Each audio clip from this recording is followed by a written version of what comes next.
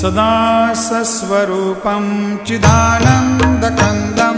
जगत्सम्भवस्थानसंहारहेतुं स्वभक्तेच्छया मानुषं दर्शयन्तं नमामीश्वरं सद्गुरुं साईनाथं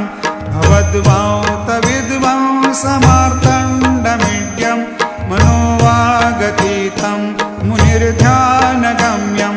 जगद्व्यापकं निर्मलं निर्गुणत्वां नमामीश्वरं सद्गुरुं साईनाथं भवा